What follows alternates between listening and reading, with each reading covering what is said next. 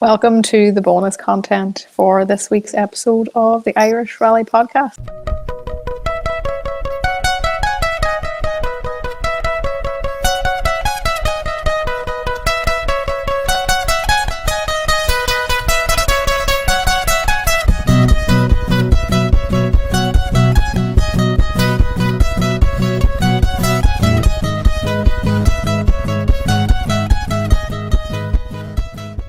It was a massive weekend in Croatia for all of the Irish crews. A JWRC event is never an easy feat at the best of times, but it was particularly difficult this weekend with the loss of fellow Irishman and beloved JWRC driver Craig Breen.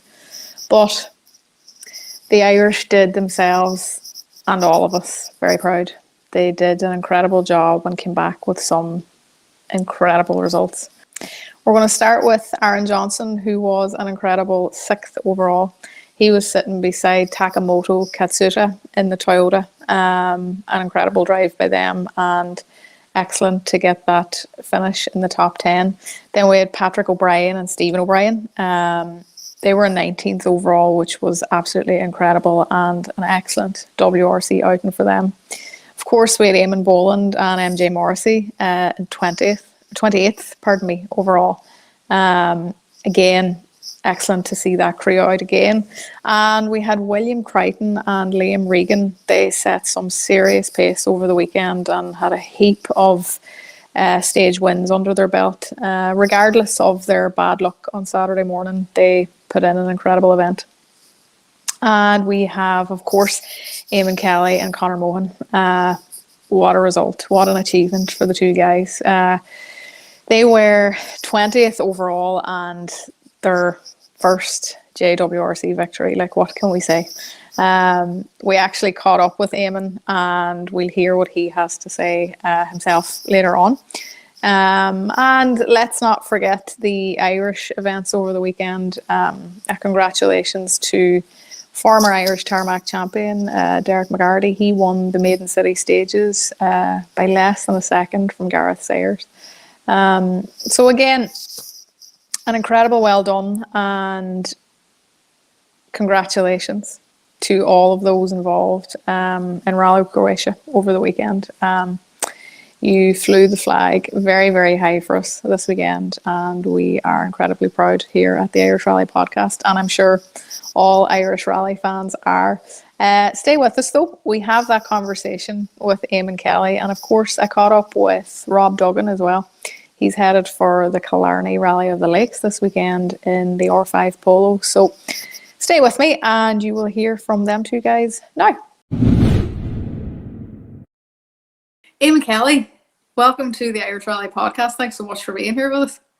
Thanks for having me, Toni. It's a pleasure as always. Oh God, the pleasure is ours. You had an unbelievable weekend there in Croatia. Obviously, with the weekend that was in it, it was pretty bittersweet, but to take your first victory in the JWRC, regardless, it must just be a fantastic feeling to have, you know, for yourself as a driver, but yourself and Conor as a team as well. Yeah, it's a dream come true. You know, like I said, it's one of them things you grow up and you watch these events going on and you idolize all the people within them, and you know, it's just something that you could only dream of being part of, and to go and win one is absolutely surreal. So yeah, again, it took quite a while to sink in, and yeah, like you say, bittersweet. It's a tough week for everybody. You know, just over, I suppose, less than a week ago, we didn't even know we'd go and do the rally because it was such a shocking piece of news to get for everyone, and the whole country felt it together equally. And yeah, look, it was you know, going out there, we knew that's obviously what Craig would have wanted as well. So yeah, we just had to focus on the task at hand, and it was nice going out to have the rally community together, and especially all the Irish contestants together. That, I think, really helped all of us individually, being there together and seeing familiar faces, and you know, we all felt the same pain and shared the same grievance, but having each other really helped us get through it together. So and to get a victory for at least one Irish person to get a victory, just a small bit of positivity after a tough week. That's it, yeah. And just touching on that, like, it was such a special weekend for the Irish. We often talk about the camaraderie within Irish motorsport and within the Irish rallying community in general, and it truly is one of the most spectacular ways that you can see sportsmanship come to life. And for the Irish contingent to go out to Croatia and to have held themselves in the way that you did, genuinely with such grace, and to, be so composed and focused all weekend. Such an incredible thing to be able to do. And as you say, it had to be because you were all in it together. Yeah, definitely. I think it would have been a lot harder to go out there on your own as a team, but to have multiple people, it was really, really nice. And it's not only just the contestants, there was a lot of Irish fans out there too, and the amount of Irish flags we've seen on the stages and people coming up to us in service, that's equally as important. And it's not just contestants, it's the whole rally community. We felt that out there, and it was just class. And again, like you say, just highlights the camaraderie. But it turned out to be, you got that kind of special feeling out there this weekend. Yeah, you mentioned that there was a man shining down on you, and I would imagine that genuinely, that he truly was there with you all in spirit, and watched the whole thing unfold. And I would imagine he was incredibly proud of you all. But you mentioned getting home as well yesterday evening, and I would imagine it was a lovely feeling to be greeted by your dad as well, and to actually sort of sit down and be together and sort of mark the moment, because it's a huge moment for you. It's massive in your career. Yeah, it is. Yeah, it's when you come from a sort of a rally family as such, it's huge, and they're the people you want to share it with, really. But it's, like I said, it's the stuff of dreams, and there's not a whole pile of people from Ireland either that I guess have had any wins in the World Championship in general in all of the categories. So it is really, really special to be part of that. And again, hasn't really sunk in, but for all of us, for myself, Dad, Connor, Willie, everybody that was there, it was just such a proud feeling, and we just equally enjoyed it together.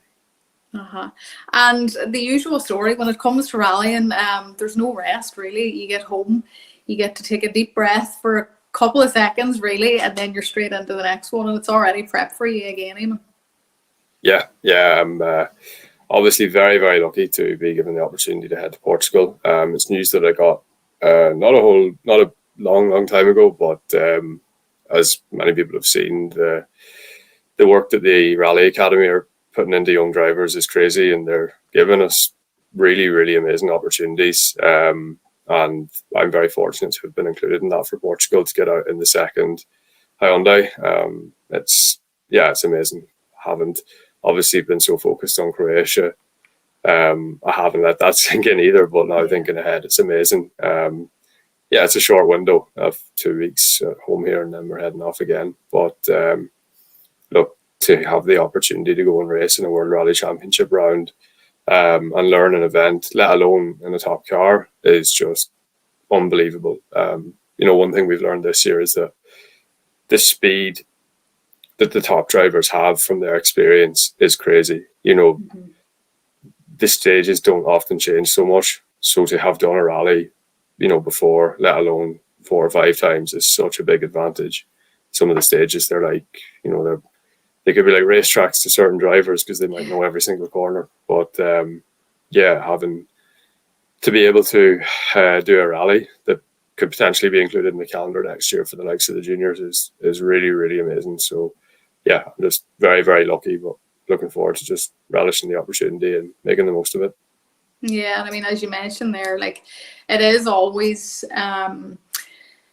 it's a strange thing, but it's definitely a common thing where you get finished one rally and into you know, that kind of event is just done and dusted, and you just sort of have to get your head straight into the next one. And, you know, you're heading to the next round and you're thinking to yourself, right, this is an unbelievable opportunity, but also your head has to be, you know, fully in the game in terms of even as far ahead as next year, where, okay, this needs to be good prep for next year because this could be around. Like it's a really intense environment to be in, a brilliant environment, but like there's so much to learn for you, I would imagine. Yeah, it's crazy. It's like, it's so hard to describe the amount of things, and, you know, just the amount of things you have to take into consideration, and the effort that has to go in, and just time. It's crazy. You know, it's nothing like anything else. It's such, the speed is one thing, but it's the endurance and the learning and everything. Like, it's just, you know, you go out there on, say, maybe a Sunday, a Monday maybe, but after Monday it's into like Tuesday till Sunday, you're running on about maybe 4 to 5 hours sleep every night if you're lucky, and high intensity days, like from 5-6 in the morning right up until maybe midnight, and repeatedly doing that. And it gets to the point where you are purely running off like adrenaline and in my case quite a lot of coffee and stuff. So yeah, it's and again, that's why then all your elements of things such as like fitness and psychology, that all has to be taken up a level to help you to deal with that. So just until you go and do it, it's like you don't realize how crazy it actually is. And, you know, you're just forced to improve every aspect of your training and your prep, because otherwise you'll sink or you'll get left behind. But, you know, I've only done 2 WRC rallies so far, but they've been so eye-opening, and you know, in the best way possible. And they're just forcing me to just improve my game in every area. But that's exactly what I want to do. That's why we're here. You know, I want to try and get to that full potential, to the point where I feel like, you know what, I actually can't do anymore.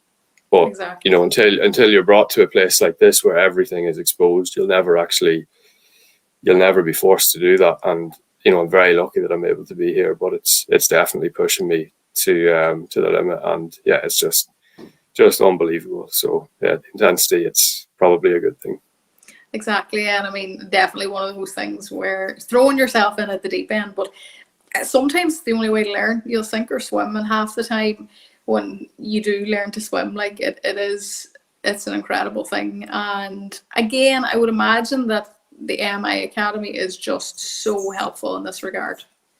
Yeah, absolutely. You know, they've gone from strength to strength, you know, every year since they've been established, and, you know, you can see what they want to achieve, and that's to create a pathway for drivers into, you know, a fairly high level of rallying and you know, ultimately the top step. But yeah, it's unreal. You know, we've such great opportunities. You know, in terms of resources, like you're having the facility that you can just pick up the phone to a dietitian or to someone for a call around sports psychology, or, you know, amazing. Call about your fitness plan, just, you know, at the click of your fingers. It's, you know, you feel very privileged. And beyond that, you know, getting the opportunities to be in an environment such as a test day, you know, abroad, or come to a WRC rally, let alone partake in one, it's crazy. So yeah, not many people get that opportunity, and it's a credit to everybody involved who are creating those opportunities. And I think we're one of very few countries who are doing that, if not maybe the only one doing it to this level. So, you know, it's something that people in Ireland should probably be very, very proud of, because whenever I've gone across to some of the rallies, other competitors will ask about it and they'll say, I really wish our country had that. So yeah, it's something to be incredibly proud of. It is an amazing thing. Like, and I think the way in which competitors are speaking about it so highly and so positively, and like yourself, like there's always such an outpouring of gratitude for it as well. It definitely is speaking to the measure of the project, like, and obviously the results that it's producing as well. Like, it is unbelievable. Like, but you know, we're only in April at the moment, nearly May, but we're only in April, and you've already had an incredibly busy year. you've been in snow, you've been in tarmac, you've been in gravel. You know, JWRC, BRC, you're probably going to try and get bits in Ireland done as well. Like, explain to us, you know, if you can, like what kind of what the purpose of this year is and like what you're trying to get out of it. Yeah, like I said, it's one of those things. We had a good year last year, and we wanted to try and carry that positive momentum into something bigger that would, like I said, push us to really try and get to that full potential, or at least closer to it. And you know, we debated on what we'd do, but we thought this was the right step. You know, go somewhere where you're going to be forced to learn the hard way at times, but you know, the right way. And this is certainly doing that. You know, you're going to events and challenges that are, you know, beyond your capabilities for now, and that's what it's all about. It's about just forcing yourself into the deep end and trying to learn the hard way, and eventually come out the other side of it, hopefully a much better driver, and team and everything, with knowledge that you can carry for the future. So like I said, I'm very, very fortunate to do it, and very fortunate to have the support of the likes of the Academy and all of my sponsors as well. You know, it is such a big year, and I've been, obviously being the Billy Coleman Award winner last year was a big addition, and that, you know, it kind of fueled it big time. So yeah, it's amazing. But you know, like you said, when you've got that momentum, you have to try and carry it, because it doesn't come back for you a second time. No, that's exactly right. And come here, obviously between the two cars as well, there's an awful lot of work, because you're jumping from the R5 Polo, and you're getting in then to the Fiesta, and obviously it's a Rally 3 car. And we spoke about the difference in power and stuff off air, but like the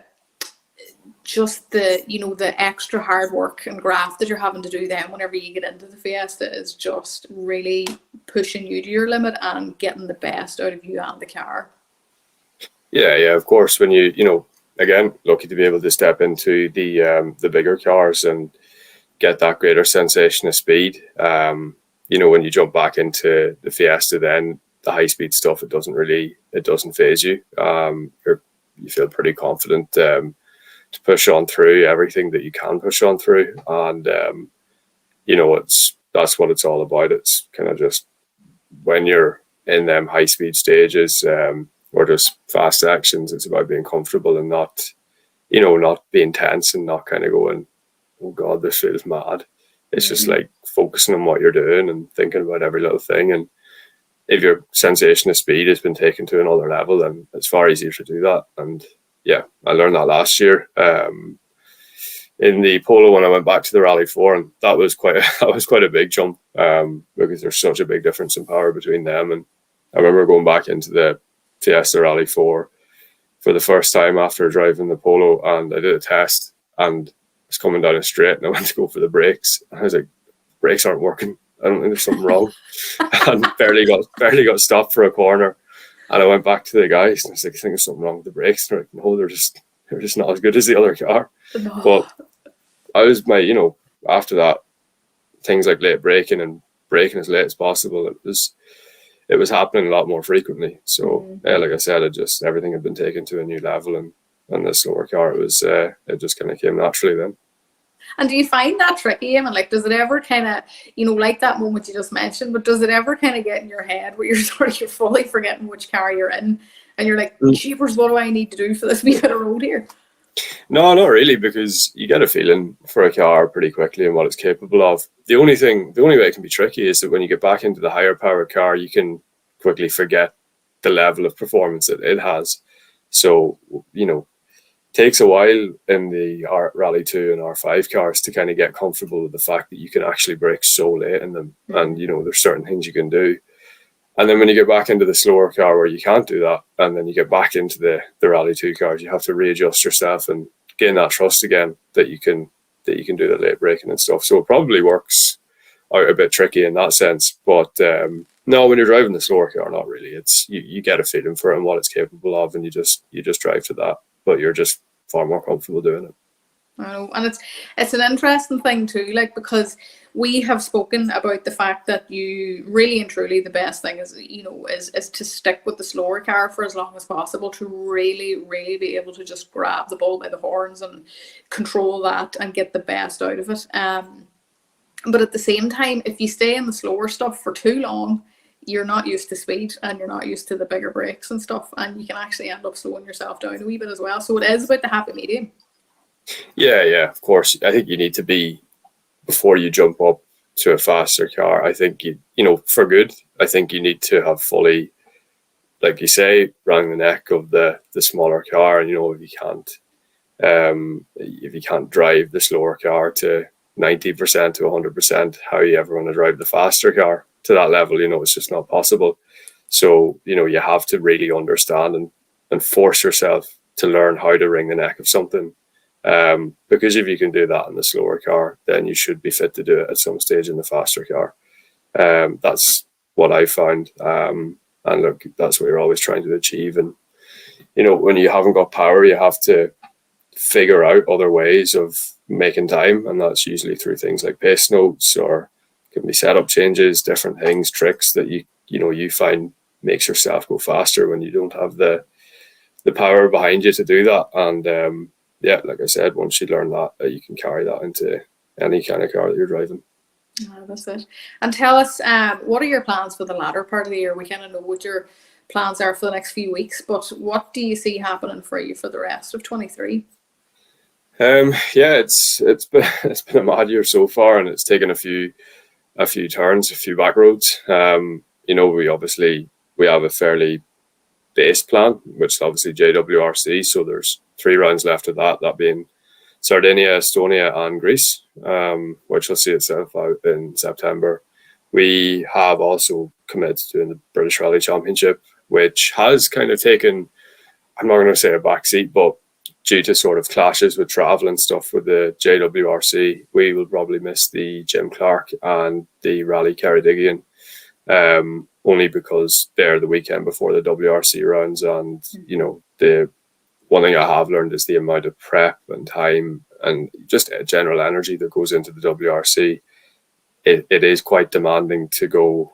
Well, I can imagine it would be quite demanding to go and do a full British Championship rally before, because they're not simple either. You know, they're big events too, and serious pace and serious competition. So, you know, for your confidence, you want to be in your A game as well. And I feel like you could be potentially, you know, how would you say? You'd have to be kind of putting one down to prioritize the other. So yeah, you'd have to sacrifice something. Yeah, exactly. So, but we still hope to try and get to Ulster and some of the gravel rallies at the end of the year, and then yeah, Irish. Look at the end. I'd love to come and do some rallies in Ireland. There's no doubt about that. I don't think there's nobody who wouldn't want to do that. We'd love to go to Donegal, but again, we'll see. You know, there's opportunities to potentially do some rallies in Eastern Europe there in gravel and prep for Estonia, and again next year as well. But we'll see. So we have to sit down and think about what's for the next 2 years, what's right. But yeah, we'll see. And like I said, latter end of the year, you know, when things calm down, who knows? There's always Killarney Historics as well. So exactly. Well, if I might see you somewhere along the way. If I got the opportunity to go there, I'd you know, I wouldn't question it. It would just be, I'd be there. I'd be in Killarney with my suitcase like 2 weeks before. I'd be delighted. So we'll see. But yeah, obviously very lucky to be doing the calendar that I'm doing at the minute. So yeah, it's going to be. Well, that's it. Like, and you just have to take one event at a time, I would imagine too at this stage. Like, you can have all the big plans at the start of the year, but as you say, sometimes there have to be sacrifices made, and something's going to give at some stage, and you just kind of have to make, I suppose, the smarter choice for you in the long term. As you mentioned, there's a 2-year plan there, and that's sort of the main thing at this stage. But as we said, we might see you along the Irish roads at some stage towards the end of the year. But just going back to the JWRC, Eamonn, like what what's your favourite part of the week? You mentioned that the week is so intense, like, and you literally don't get a minute to yourself the minute the plane lands and you get there. But what actually for you is the thing that just feels like the best part of either the week or the weekend leading up to it? Definitely the stages, definitely the driving. Like it's just so incredible. You're going along. There's no really. It's the 2 rallies I've done. There's very few stages. Like, I don't think I've done a bad stage yet, and I can imagine it will probably be that way for the majority of the year. Going down these incredible stages at whatever speed and whatever angle, and seeing the amount of fans and people and flags and everything, hanging over ditches and whatever, it's just incredible. Like, we were coming down the back of a mountain on the Saturday evening in Croatia, and I can only describe the road to be like going down Mall's Gap backwards, like down the hill.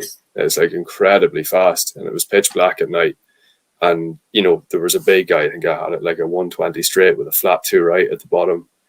But there was so many people at the bottom with green flares that you couldn't see the flat 2 right, but you knew it was through the fog of green smoke. And it was just mental. It was like, and I went through it and I was just going, this is absolutely class. Yeah. And it's stuff like that that's just incredible. And, that's, again, you feel so lucky to be part of that and to be able to do it. And as well, whenever you're on the stage and you see Irish flags as well, that's pretty cool. You see them being wagged on, and that pushes you on. And it's such a nice feeling when you see that. And they're the things you live for, and they're the things you're probably going to remember as well, and remember forever. So for myself and Connor, it's just pure class on the stage. And it's just like, I would imagine that when you see the likes of the flags or all the crowds and like that passion from the fans, and just that like wide excitement from everybody, like it genuinely must just light you up from within when you're in the car, like, and you notice it. It gives you so much energy. And it's funny how it spurs you on. Like, I think even simple things such as that green fog, or I remember there was one stage where someone had painted a big Irish flag in the middle of the tarmac, and for the next few corners after it, you kind of you're in autopilot. You're just flat out. You're like, this is go for it. Like, even though our plan was to be as mature as possible and not hold back, we were trying to keep a steady pace but not take any chances. They're the little moments where you were just like, nah, this is just pure class, and it's flat out. Like, it just goes to show you too that it all comes back to the Irish kind of feeling of pride within the sport, where it's class to see the people and whatever, but when you see the green flares or when you see the Irish flag, that's when you notice that it's kind of almost outer body, because you're like, you can feel that kind of Irish sort of excitement and pride take over. Like, it's a crazy thing. Yeah, absolutely. And look, I've no doubt it's the same for anybody with their own national country, but I know no different.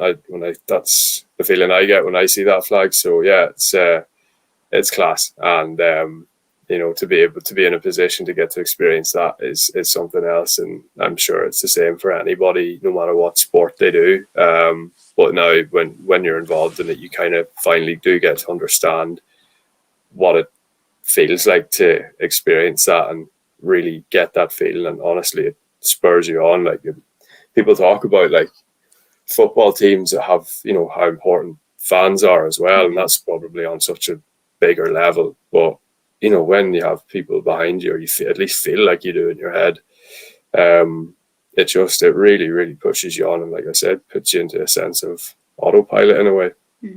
Unbelievable stuff. It's magic even hearing you talk about it. So like, I can only imagine what it feels like in the car. Eamonn Kelly, thank you so much for being with us. That was a very insightful conversation, and again, just a massive congratulations to yourself and Connor for a truly, you mentioned the word mature there, a truly mature drive over the weekend, and like a spectacular win as well. At the end of the day, the first victory in a JWRC is just a memorable moment no matter what happens, and we're very grateful that you've taken the time to chat to us here on the Irish Rally Podcast. No bother, and look, really enjoyed being on as always, and yeah, it was a class weekend, and just again, thanks to everybody for sending me messages. There was loads, and I really appreciate it, and yeah, hopefully we can do it again sometime. We'll see. Rob Dorgan, welcome to the Irish Rally podcast. Thanks so much for being here with us today. You have a very busy week ahead of you. Yeah, thanks for having me on. Busy week to say the least. All right, traveling back from Australia a week and a half ago now. So yeah, trying to settle things down before the rally, but yeah, busy couple of days ahead yet. Yeah, do you find that, Rob, like that whenever you actually come back, you definitely need a bit of time before the event to settle down and get back into Irish time even, and get the body settled into Irish way of going again, before you actually even think about doing a rally? Yeah, definitely. I came back for the historics in, I think it was 18 or 19, I can't remember which, and I left it pretty close, but it showed in the recce and the rally that the body was tired and it just wasn't used to it. So I decided this time that I'd come back that little bit earlier just to, like you say, get settled into Irish time and get back into the swing of things before it's a big weekend between recce and 2 days of rallying. It's a big weekend, so we said we'd have to be right for it on that front.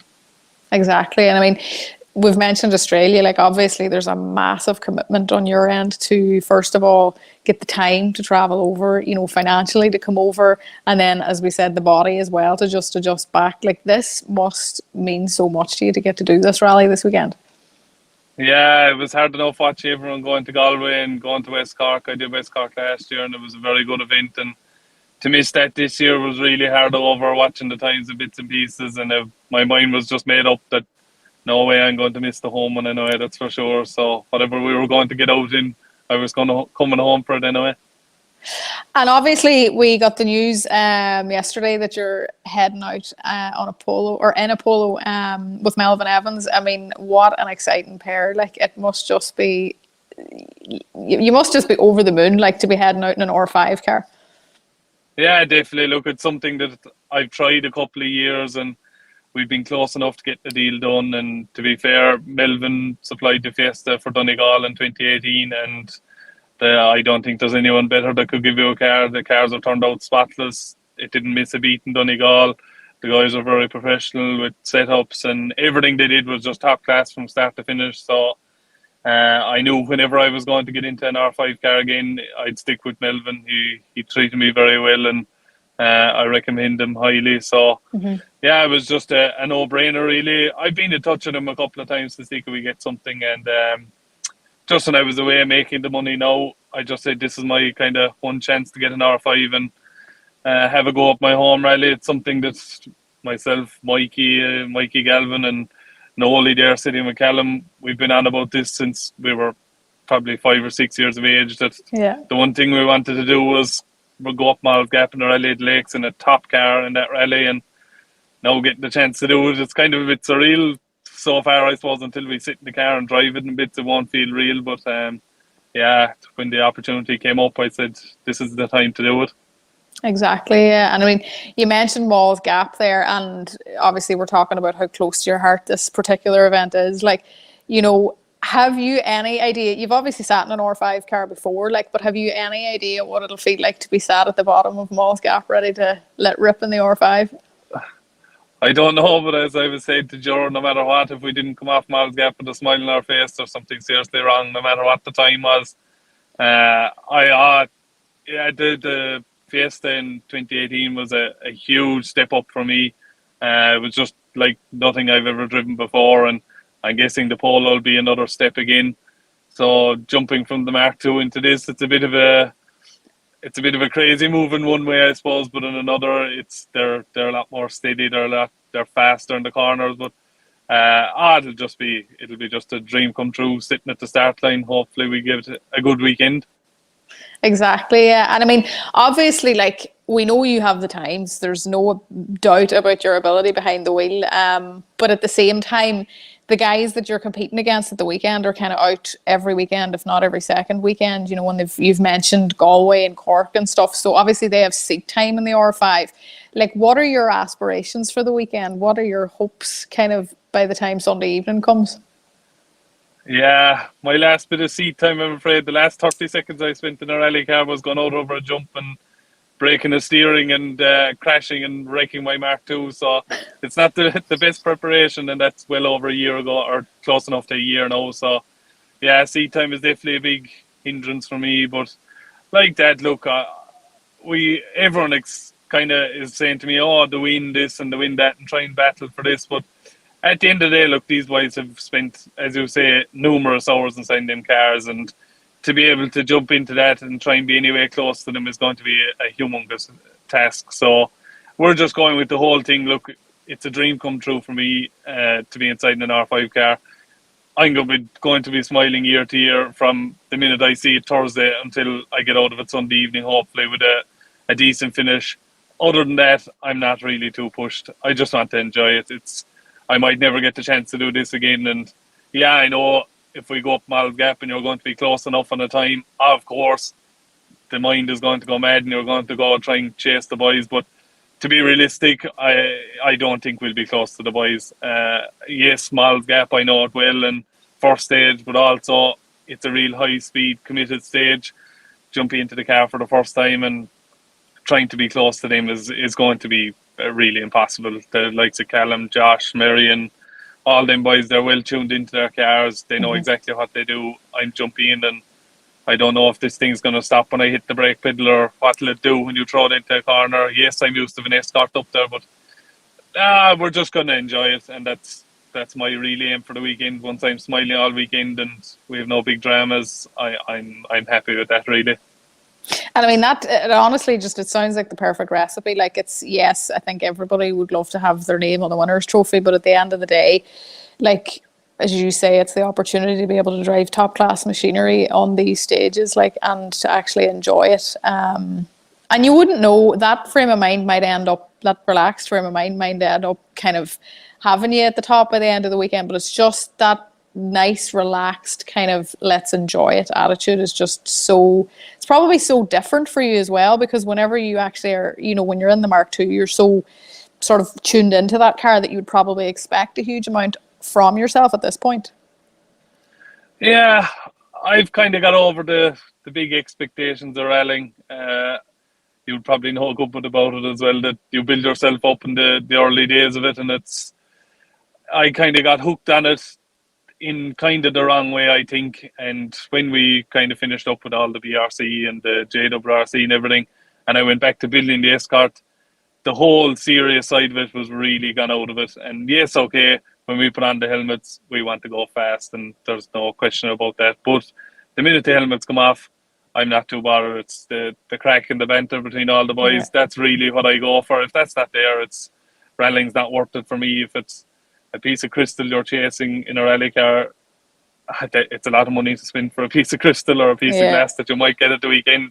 It's the enjoyment out of it. I love going away, and George, he's been with me now 5 or 6 years, and we just know that we go away, we have our fun, we put on the helmets, we go as hard as we possibly can, get out the other side, and we have a laugh about it. And if that's not happening next weekend as well, I'd be severely disappointed. So it's just the fun side of it is more the side of it that I go for. Yes, okay, we all want to be at the top of the result sheet at the end of the day, but if it doesn't come, look, once we have fun and we're enjoying it, that's the main thing.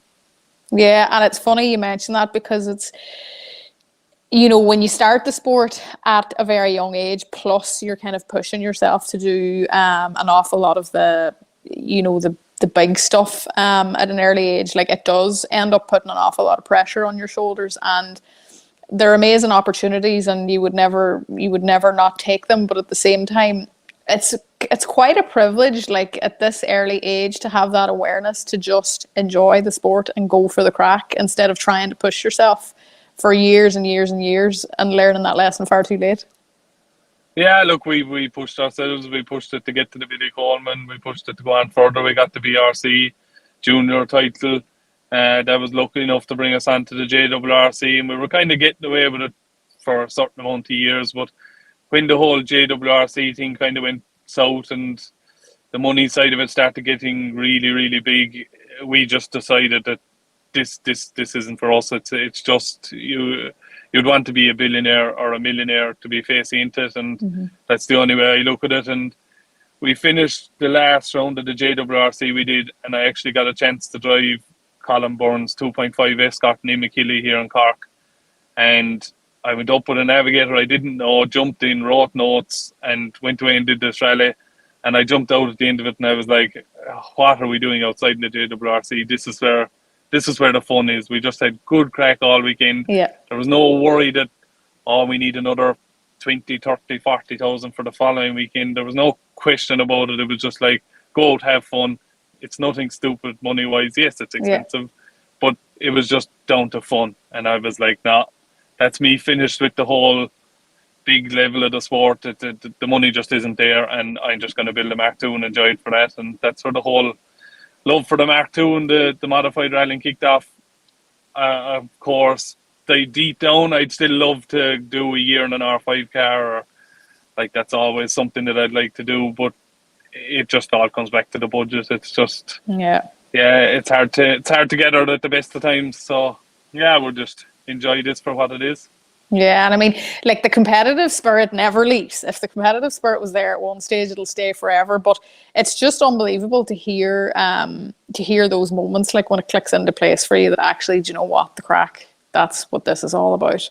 And, you know, we were speaking earlier on before we came on air, like about the, you know, the prep that you're doing this week, like, and you know, in my mind, I would be thinking, right, Rob's got an R5 this week. It's going to be all about his event, but you're actually saying that you're in the garage most of the week building cars for other people, like, and that truly is Irish rallying, isn't it?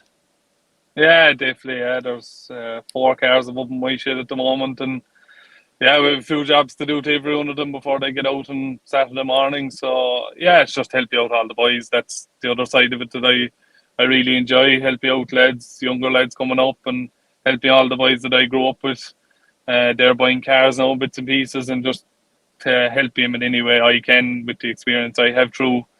I've worked prepping rally cars with Donald Healy, and just setting up bits of stuff for them, and I've built a few cars as well. So it's nice to just give back something to them and help them out in any way I can. Yeah, it makes the rally week that little bit busier than I'd probably like, but it's all part of it. I enjoy it too, the late nights in the shed and the bit of crack. So it's it's nice to be busy in one way, but maybe come Thursday now I might turn off the phone and concentrate on the polo for the weekend. But I enjoy that side of it too. Amazing. And then you mentioned that the car does arrive on Thursday, so hopefully a wee bit of seat time and get yourself bed in and ready to go for the weekend. Arriving Thursday morning. Hopefully I'll fit into it, or else there'll be a mad dash to get the Mark II ready for Saturday morning. But no, the car arrives Thursday. Get a few stickers on it, get some bit of a test in it, and we might have one more look over the roads Friday just for conditions and stuff. But it's all systems go in for Saturday morning.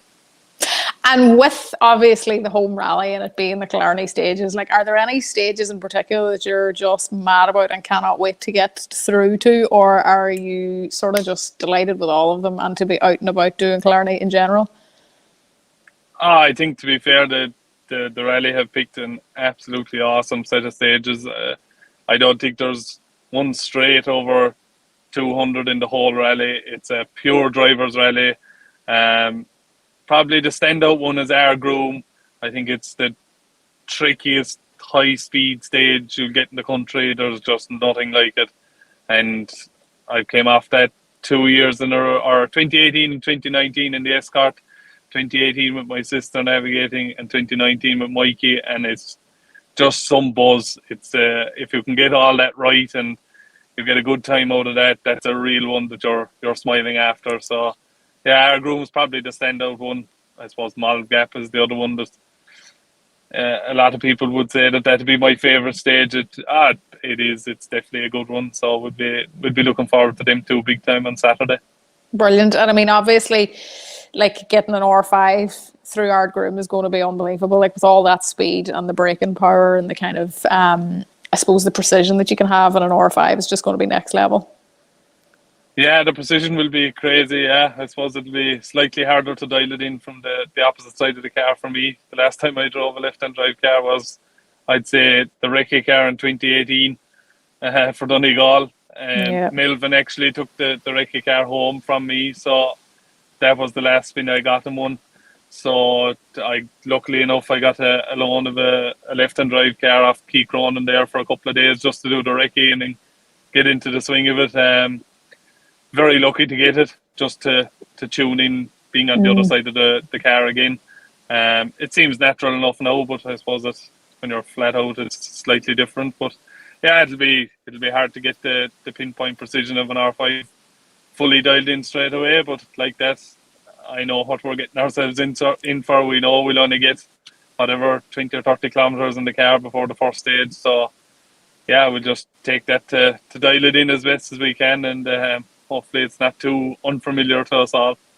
That's it, exactly. Yeah. And I mean, you've mentioned it already, but like the left-hand drive thing, like it's just, and you'd think as well, like it's the funny thing about Australia is that it makes it so handy for us to move over there, is that like everything kind of stays the same in terms of driving, but that's actually a wee bit annoying now for you whenever you have a left-hand drive to deal with this weekend. Yeah, it would have suited fine to be in the left-hand drive with the last couple of months. But yeah, we like our challenges. So being thrown into the deep end, left-hand drive, R5 car, first time in a rally car in a year. Sure. What other way would you want it? Only a bit of a challenge. Exactly. Throw yourself in at the deep end, as you say. And come here, it doesn't get to you at all, does it? Do you kind of lob any pressure on yourself here, or as you say, like it's just you pull that back all the time and just keep focused on having the crack and smiling in the car, like?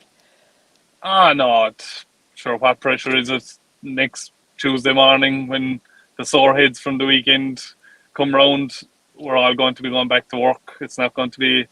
We're not going to be anyone different come Tuesday morning. So it's look, we're just going out driving the car, having a bit of fun. That's the way I've always kind of looked at it. Okay, maybe the times of the WRC and stuff, we might have put a bit more pressure on ourselves, but since then I'm just going out to have fun, and I don't pile pressure up. A lot of other people might try to put it on, but I don't really take much notice of it, and we'll just go with the flow, have a bit of fun. JWR's the same way. We're not going out to prove anything to anyone. We just want to have fun, and that's it. So once we can do that, I'm happy, and it'll be a weekend well worthwhile. Good man, that's the way to do it, Rob. Come here, we'll not keep you too much longer. We'll let you get back to the busy week that you have, but listen, best luck for the weekend. Enjoy every second of it, and thank you so much for taking the time to actually chat with us. Thanks a million for having me on, and hopefully we might do it again soon if there's a good result comes out of the weekend. Absolutely. The Irish Rally Podcast is brought to you in association with Tech and Tools, SVS Productions, PFT Travel, Rally Connection and Murray Motorsport.